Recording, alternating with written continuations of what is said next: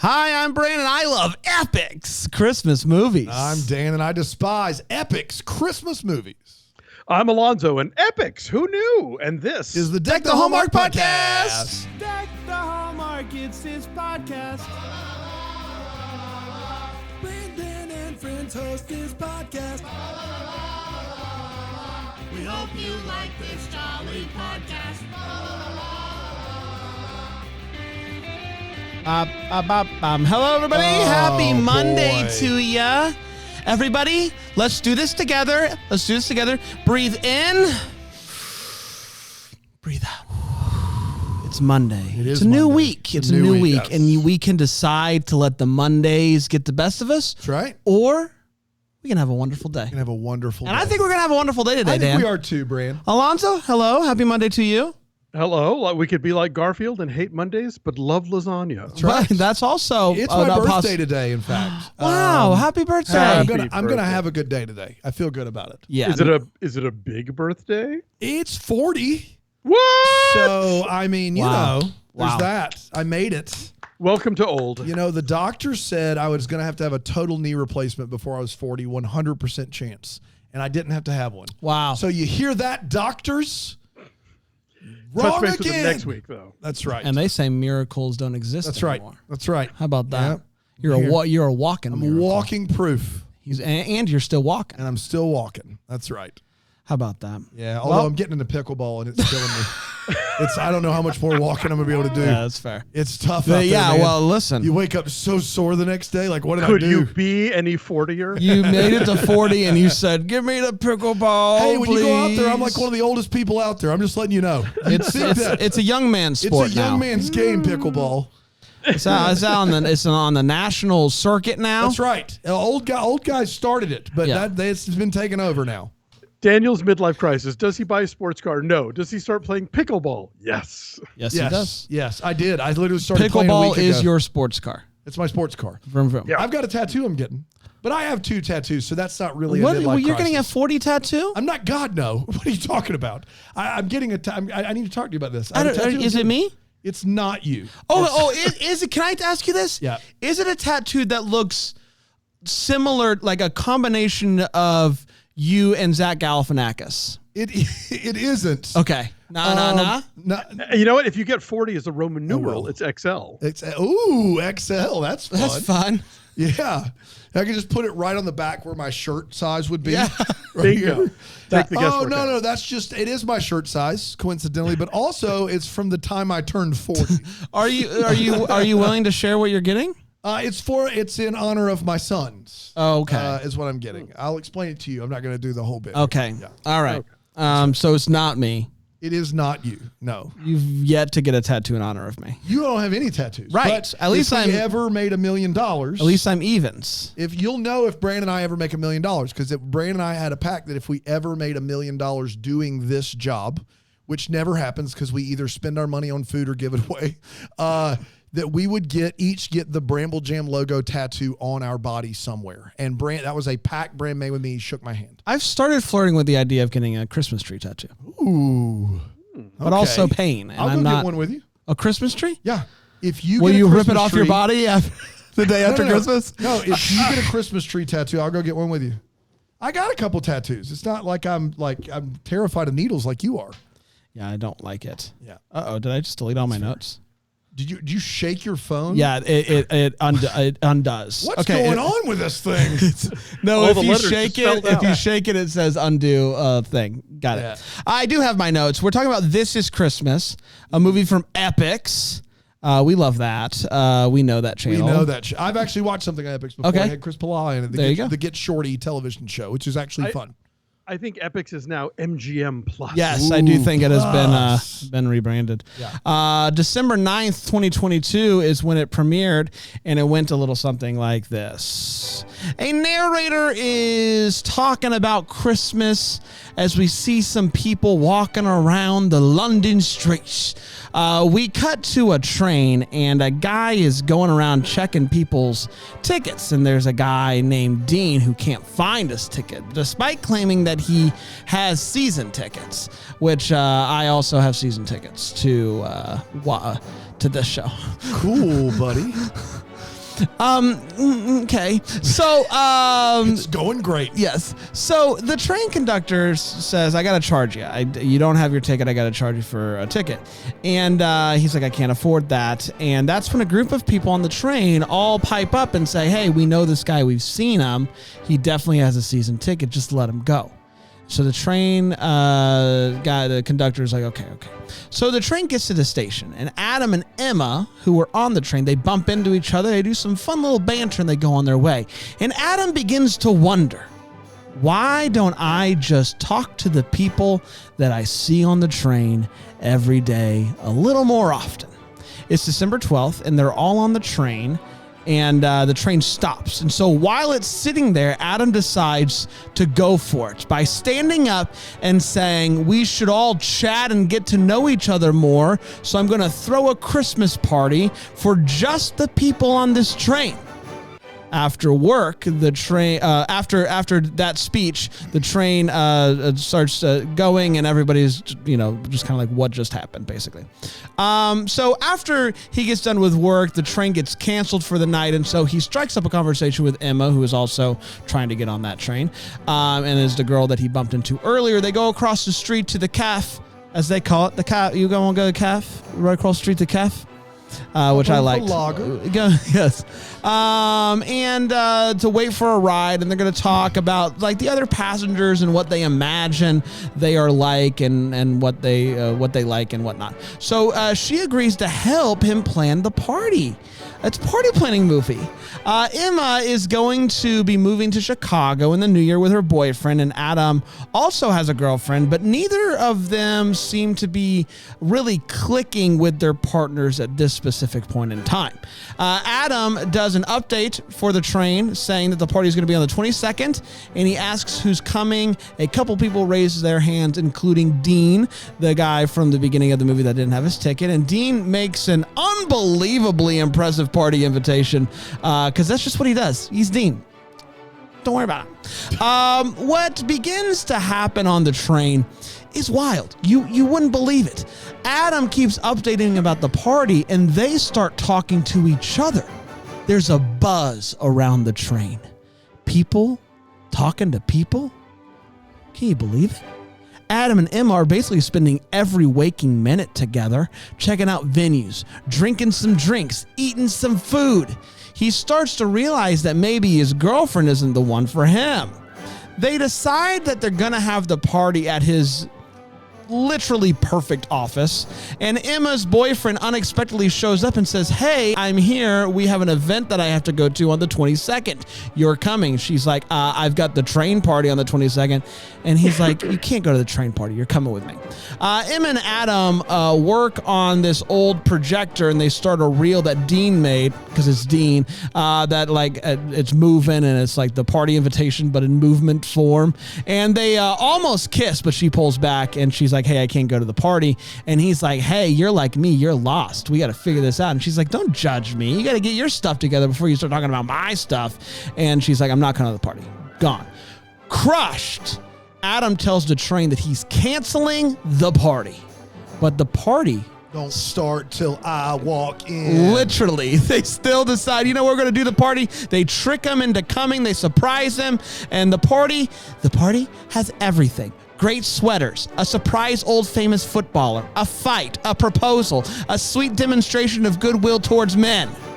And most importantly, Emma shows up after breaking up with her boyfriend, and they kiss big ones. The movie ends with it being Christmas morning, and the snow is falling, and the narrator encourages us to say hello to people around us.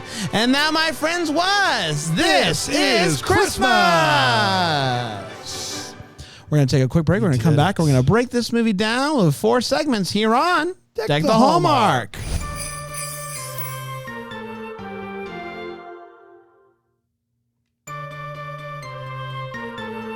Well, hello, everybody. Welcome back. We're talking about This is Christmas, a movie from 2022 that was on Epix. And we're going to break this movie down with 4 segments. We're going to start with a hot take, and I'm going to start with you, Alonso. Alonso, what'd you think about This is Christmas? My heart. This movie's quite lovely. Because here's the thing, we have been trained over the years by Hallmark and their imitators to think that these always have to be love stories, and there is a central love story here, and it's like, okay, fine, I don't begrudge you that, but there's so many other ways to tell stories about people becoming their best selves at Christmas. That is the thing that I love the most. Like, that's what A Christmas Carol is all about. It's what so many of the best Christmas stories are. It's not just about, two people fall in love. It's about people become reawakened to the sense of the brotherhood of humankind, and this movie, I think, really nails that in a way that that caught me by surprise. I did not know how much I was going to be sort of swept up into all this. And obviously the Brits have an advantage here that, London always looks great at Christmas time. They have a much better rail system than we do, obviously. So this really works. Dr. Sharon from Ted Lasso is a bonus. But yeah, this is one of the best of this ilk that I have seen. Did you cry? I got a little, Yeah. So this movie rules. I did cry. It just wasn't like a one tear. It was multiple tears, at multiple times. And what I didn't do a great job of in this synopsis, admittedly, because it's just hard to do it well, is show just how good this movie does at developing people. Like, you just relationships, it's just so good. Like, you just find yourself being like, yeah, I love every storyline that's on screen. You're like, I'm here for this right now. And you're not like, I wasn't constantly being like, let's just get back to the thing. Like, I loved every single relationship. And it moved along so wonderfully. This movie is 25-ish minutes longer than a standard Hallmark or a standard made-for-TV movie, and it didn't feel like it. It felt perfect. And yeah, I absolutely loved it. And I just think, like, yeah, it's not often you end one of these movies and you just go, yeah, what? Let's say hello. And you just kind of want to break into song. And so, a big fan of this one. Big fan. Dano. This movie's 26 minutes longer than a Hallmark movie. It features the worst TV Christmas movie trope, party planning. Mm-hmm. It features the worst plot hang-up, which is, I think I'm falling for you, but I'm dating someone else. It is mawkish, and it has maybe too many storylines, and I adored it. Oh! Damn, like the movies! Big. Damn, like the movies! Whoa! This is hands down the best of these I've ever seen. Wow! And that's for a number of reasons, some of which you guys did touch on. One that hasn't been mentioned yet. Alfred Enoch is phenomenal in this movie. It ends and begins with the same narration, and you feel differently about it when it ends. This movie is what Christmas is actually all about.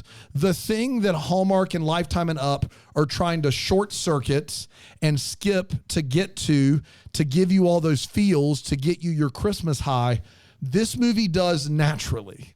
I 100% teared up in this movie.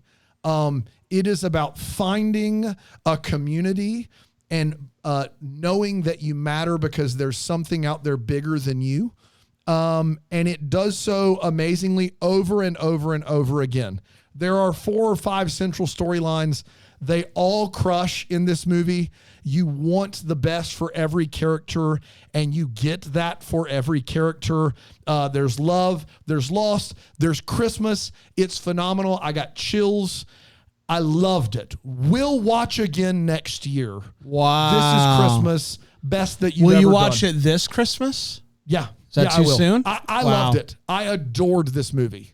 Like, adored it. It was so good. And I was taken aback, I think, to Alonso's point. Like, your Christmas or mine, great movie, really funny, but you kind of had the feeling, Asa Butterfield, like you could tell budget-wise. This movie, a lot of it takes place in a train. The sets are minimal. They don't have a lot of money here.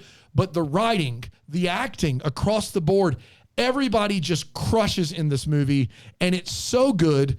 Every storyline works. It's wonderful. It is so joyful. It is what I imagine Bran feels like watching all of these movies. And so See, now you get it. if they were all like this, I would get it. But, Ghost of Christmas Always, the first scene, something great is happening. In this movie, it just sneaks up on you. You're just like, he starts doing this narration, and I'm like, all right, this is stupid. And then it's like party planning movie. I'm like, double down on stupid. And then they're both dating other people. I'm like, this doesn't have a chance. And then cut to me watching a bunch of open envelopes holding back tears. I legitimately, I couldn't, like, this is the first TV Christmas movie I've ever cried at, like, legit tears for me. It's that good. You need to find it. You need to watch it. Please. It 100% holds up. I can't wait to watch it again. It's a great movie. Wow. Yeah. Wow. And you know what? For weeks, months even, I've been asked this question by you numerously, which is, why are we doing this? Yeah. Why are we going back to 2022 Yes. and sitting through all these stinkers? And it's because of the stuff like this that might fall through the cracks. Yes, Who would have thought, let's go, we got to do the Epix movie. And can I say this? Bran? You were right. You're right. This movie... Make it a remix. Do something. We're right, Brand. You were right. Hey. Legitimately, I'm still mad at you about, like, Unicorn for Christmas and others. But this movie, I would have never watched it otherwise. And it's fantastic. You got to go check it out. Unicorn for Christmas is still better than this. I mean, but you've got roles like the guy. I kid, guys. Stop it. I kid. What were you going to say? This movie, like, the 5th and 6th on the call sheet of this movie, the old guy who played Muskrat Sam. Timothy Spall. He's my favorite part of this Muskrat movie. Sam in Harry Potter. Peter Pettigrew. He is a him writer and of some Dean's sort, right? storyline. He's also been in some Mike Lee movies. Okay. Okay. Really? He was my favorite part of this movie, He's and I phenomenal. thought him and Dean, that whole thing was just. When he opens up the presents, Bran, I had to watch this separately from Bran, and when he opened up that present, Bran came into the studio, and I was about to leave, and I am, like, literally, like, trying, and Bran walks by. I said, "You're not going to want to come in here right now, Bran. It's going to ruin this movie for you." And Bran's like, "Are you crying?" And I'm like, "No, get out of here." It's time for all the feels, where we talk about any feels that we had. And I guess we could just skip this segment because there's none. But we'll see if we can muster them up. I only have 2 wait what's. That's right. the whole list for me. That's it. Alonso.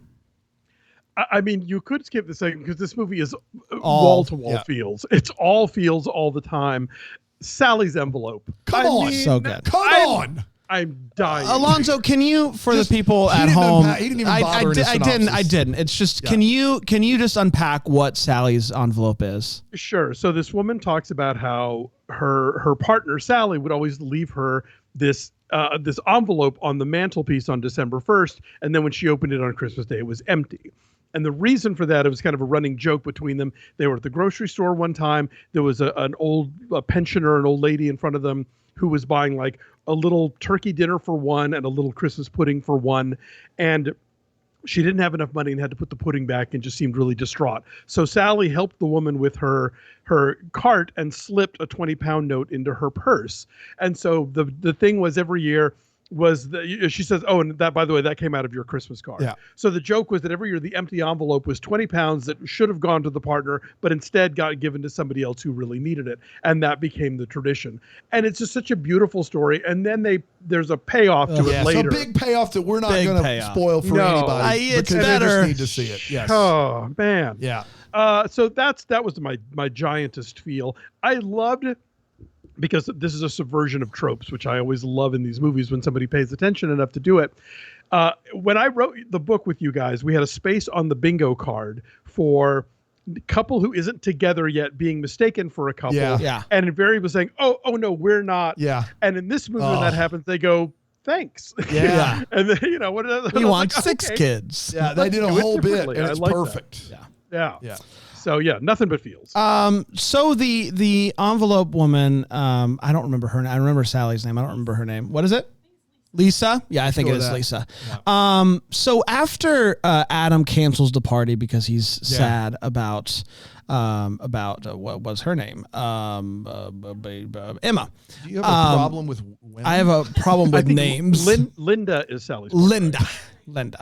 Do you have a problem with women's names? So he's like returning the wine that he got for the party, and they sit down and they're having a conversation. And she says this line talking about Emma. And she's like, she looks at you the way that I looked at Sally. And then she says, it might not be, but it could be everything. Which is just... That's what it's all about, man. Like you just you live life and you hope you find that person, and man, that line, that's it. It might not be it, but if it is, it's everything. And yeah, that's Come on, man. That's what it's all about right there. That line was so good. Dan, I realize my feels is going to sound like I'm selling something, and I hate that. The very fiber of my being hates that. I did not. You were burning a lot of essential oils during this movie, Canada Dry makes a mean orange sparkling seltzer for philo.tv/DTA. I didn't realize till I was in college, and I think I've said this before, maybe not on the podcast, but until I was in college, that not everyone had a family they wanted to go back to for the holidays. Like for a lot of people, there's struggle in the family, and there's strife, and there's loss and death, and there's anger and resentment. There's all these things that build up over time that are terrible. And I was very fortunate to have a wonderful family who, was able to disagree agreeably and loved each other no matter what. And I didn't realize that wasn't the case for everyone until I got into college. And then after I left college, over the next 20 years of my life, exactly, believe it or not, I was able to start my own family. And I was able to become a part of a really cool community that we have right now, the Bramble Jam community. And both of those instances reinforce the fact that the best families are the found families. The families. Oh gosh, Aaron's crying again. The families that you find a commonality. You find something that's so good you can't help but share it. And they bring you Canada Dry. Lots of Canada Dry. Armistead Maupin in one of the Tales of the City books talks about the difference between your biological family and your logical family. That's right. Yeah. And so this movie creates a found family that reminds you just how important community is and how you shouldn't feel as though you have to do the things on your own or you have to do it yourself, that there's someone out there that has a commonality with you that you just need to say hello to, or someone just needs to say hello to you. And finding that family, that is the redemptive work of Christmas. And I was overwhelmed by that watching the movie and afterwards. And so at BrambleJamPlus.com for $10 a month, you can find your family. Ha! That's exactly right. Sorry about the last part, but I meant everything. Promo code podcast.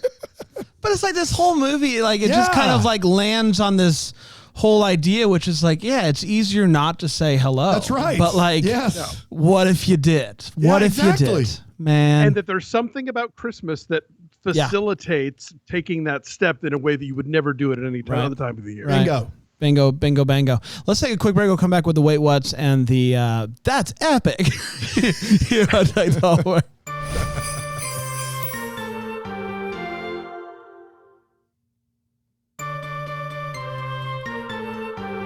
This has been a really sweet episode so far. So let's F stuff up. It's time for the Wait What's part of the show. It's where we talk about one of this 50 minutes ago. Wait, what? Epix, what are you doing here?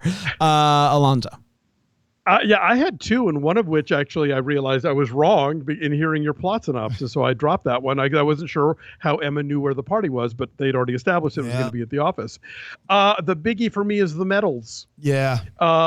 we are meant to understand that not only does Dean take Ray's medals, to do this wonderful thing for Ray, but doesn't tell him, also stops riding the train so that it looks real sus that he's not around and that he's like skarkened off with these medals, and then does show up at the party and the fight breaks out and everything. And it's like, okay, we really had to pile a lot of very flimsy things to get to that moment. But that's kind of it. Everything else pretty much makes human logical sense. Him stealing someone's prized possession and not saying anything about it and then not riding the train was tough. And I didn't have that written down, but I gave it because I knew what was happening. As soon as that whole scene started, you're like, oh, this is the good stuff. So I just let it ride, but you're 100% right. It is a problem. I have a few. One, I can't believe it took him this long to realize that his office is the perfect party place. There it is. There it is. Every time they were at his office, I was like, man, this place is awesome. This place is dope. It is the ultimate wait what of this movie. And then she has to convince him over days. Yeah, it is made for a party for a dozen people. It's perfect. It's ideal. You couldn't pick a better place if you tried. And she's like, do you think so? He's like, no. Are you sure? No way. This wouldn't work. We'd have to move these 2 desks out of the way. Yeah, it would be it's just too much. Yeah. Apparently Adam has a dog for a scene, I believe. He's sitting on a bench with a dog, and I don't remember the dog before then. We definitely don't see the dog after that. But shout out to Adam's dog. When he first comes home, the dog is... Okay. Well, great. Well, good. But the dog does disappear for giant chunks of it. Almost entirely for all of it. The sync app's just a calendar, right? The guy's like, I might have something on Tuesday, and the other guy's like, hey, did you check out the sync app that I told you about? He's like, all right, let me look at it. Tuesday's clear. That's a calendar. That's a calendar tells you what's going on any given But day. I would believe that guy needs to be like walked through the digital universe. Last but not least, Adam's ringtone for text or calls is wind chimes, and he should have to go and see a therapist. That I can't think of. There's the sound. Just imagine God wink chimes every time someone reaches out to you. That's tough, and it's mean to everyone around you. Dan? This movie is too good and does too much work to establish too many characters to throw 10 extra random people into this party. Yeah. Why? Why did you do that? Why are those people? I get they're in the train car. We don't know any of them. We don't know any of these people. And in this even having some of them just raise their hand that they're coming would have been helpful. Would have been nice. Yeah. But to have this thing where we established basically 10 people that have made this connection and to throw in 10 more to make the party look full, I just didn't like that. I just kept going, why are these people here in this very intimate space with this community and I don't know them? That really bothered me. Yeah. And then the guy who's the lead singer of the band pitches an idea to this businessman. What's the idea? Good luck. There's a reason that he's a bar band lead singer and not successful. Because, good Lord, he goes through a story of how grocery stores stopped using plastic because it was bad for the environment and told you to bring your own bag. And then they pulled the old okey doke on you and sold the bags in store so you would buy them. And then the guy was like, that's brilliant. And he's like, that's my idea. What's your idea? What is it? They already did that. They already did that, bro. You got to come up with your own thing. That's not an idea. That's an example is what that is. What is happening? You all this time, your girlfriend is so impressed with your pitch. She's never heard it because that wasn't a pitch. That is nothing. You sold me nothing. I was waiting for him to get to the part that was an actual and they pitch. Just cut it. They're like, you see how they sold you the bag? And this guy in a suit's like, that's genius. And he's like, thank you. And then they're like, how'd the pitch go? And he's like, they didn't buy it. It's because you weren't selling anything, sport. You got to sell a product. You can't just have an idea that's already happened. So I got an idea. So one time, a guy planted a tree, and that tree made apples. There it is. There it is. So what if Ta-da. What if we sell hot dogs at baseball games? Okay, cool. Now what's your idea? That's it. That is. What if we do that? It was one of these things where you're pulling for everyone in this movie, but you're like, I love this movie with a burning passion. I can't let that fly. That is. He did tell that though while wearing one heck of a purple turtleneck, That's right. and he was pulling it all the way off. Yeah, it was a fantastic. Of course, It was sure. very purple, and it was awesome. There you have it. It's time for That's Epic. It's where we wonder what could have been, maybe happened, that would give any clarity to any questions that we still have. Alonso. I absolutely buy the premise of this movie, and I am moved by the premise of this movie, and yet at the same time, like the Baxter for Adam, I think it's a terrible idea. I think in real life, I would be like, no, thank you. Yes. Let's just keep ignoring each other. The movie did not move me in that regard in terms of wanting to do it in real life. But within the framework of the movie, absolutely yes. Yeah, I'm with you. I was so glad it happened. Would never.